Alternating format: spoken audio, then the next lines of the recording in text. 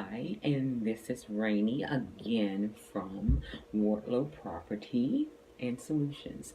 I'm not going to stay on today. I just wanted to put something quickly on your mind. I have another partner and wholesaler that the conversation came up yesterday evening about having property that has MSLs on it, MLS is on them if you can sell that property yourself.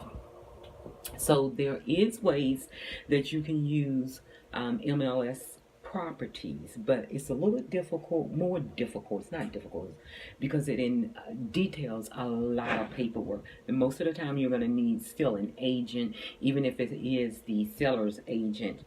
Or if you don't want to do an agent, you can also have your attorney if you already are establishing your team. So we're going to talk about that at the end of this week. I'm going to put another video a little bit in detail, only about 5 or 10 minutes. So it's big in detail as you can get into it with that, just keeping it on your mind. So it's different ways that you can wholesale. So sometimes it comes across that there are different kinds of properties that people believe that they cannot sell as wholesalers.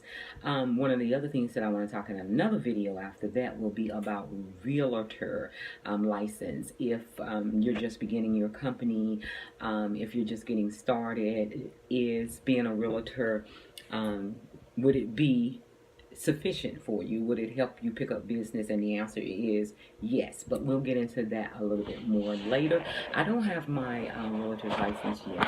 I am working on them for the state of Georgia and North Carolina though. Probably South Carolina I'll pick up. I do a lot of the South. I'm now in Akron, so I work a little bit at Akron, but I try not to get as many pick up as many Akron properties as I do in the South because I'm moving back to the South. So with that being said, again, we're going to concentrate on breaking some of these beginning wholesale issues.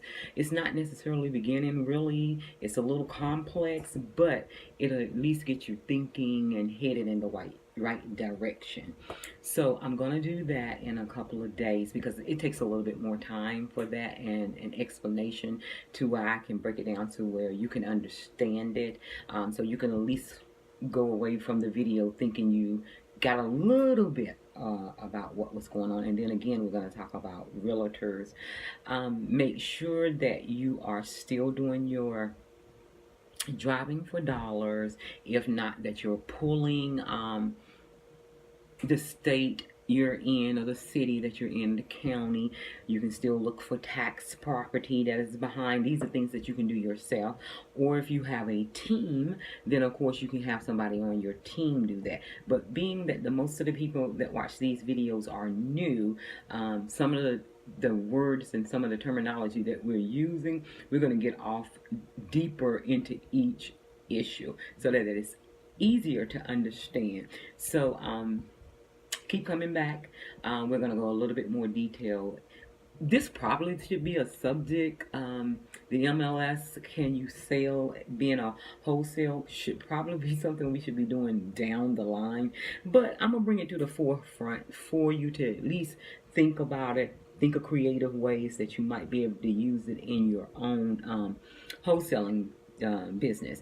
And so I don't want to overwhelm you with a whole lot of stuff, but I'm just telling you about a couple of things that I want to hit this month. And I'm only going to hit maybe 2 subjects, maybe in a couple of videos, because I want you to kind of understand it and get at least the gist, so that you would be able to partner with someone. If they were doing it on JV, you may not be able to do it on your own, and some of you will be able to. So that's what I'm going to look at getting a video up about real soon. So if you don't see anything from me before then, which I plan to, happy holidays to everyone. Have Merry Christmas, Happy Kwanzaa, and all of that. Enjoy your holiday, and don't eat too much, but enjoy your holiday. Okay, so again, we'll be back to you about selling wholesale using MLS. Okay, so you do know what MLS is. If you don't, go and look it up. I'll explain it more later.